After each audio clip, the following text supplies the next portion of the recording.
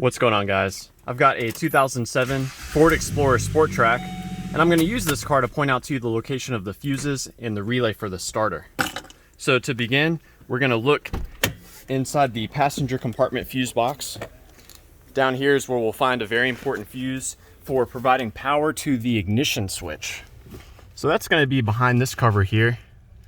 Real simple to remove. There's just a tab here on the far side that you pull down, and then this whole cover assembly just hinges out like so. You can see that's the tab right there. So the fuse in here is a 15 amp fuse.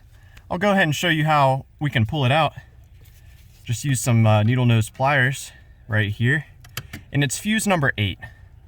So power from this fuse sends power to the ignition switch. And as we can see, this is what a good fuse looks like.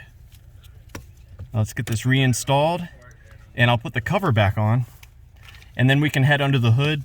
I'll show you the starter relay, as well as some additional fuses, and I'll give you some cool troubleshooting steps. So let's get after it.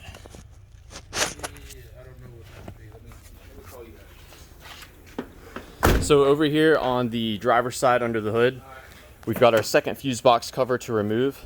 Again, much like the first one, there's just a hook right here, so it just hinges out.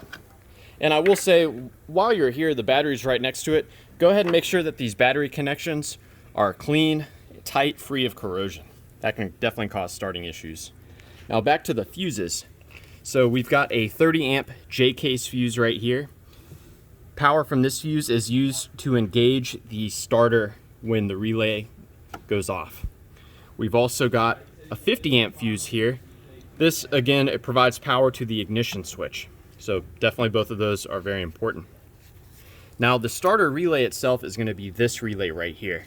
And my favorite way to troubleshoot relays is I'll have an assistant turn and hold the key in the start position. And while they're doing that, I'll actually come here and I'll tap on this relay. Sometimes relays can get stuck, and by tapping the relay or wiggling the relay, you can cause it to free up.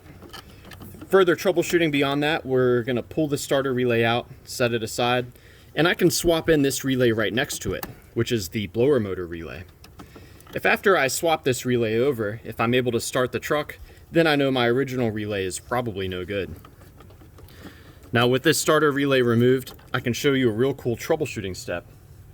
So I can manually send power to the starter, causing the engine to crank. And I can do this by connecting these two pins together. So if you actually have the key turned to the on position while you do this, then the engine will start. Now let's go over how this is wired. So you can see I've got my different color codings here. This pin here receives constant power from our 30 amp J-case fuse right there. This white pin goes directly to the starter. So you can see how by me providing power directly to that starter, it causes the engine to turn over. This blue pin receives a ground signal from the computer. And this pin over here on the side, this receives power from the neutral safety switch, which in turn gets a signal from the ignition switch. So when you actually turn the key to the start position, power from the ignition switch is sent to the neutral safety switch. And if the vehicle is in park or in neutral, that switch will continue to send power into this pin, which will energize this relay. So one other troubleshooting step you can do is if you're not able to start your car in park, try putting it in neutral and seeing if it'll start then. If it will start in neutral but not park, then you may have an issue with the neutral safety switch. So yeah, I hope this information has been helpful for you in troubleshooting the starter on your Ford Explorer Sport Trac. Please let me know if you have any questions, or more importantly, if you've got any advice. Thanks for watching.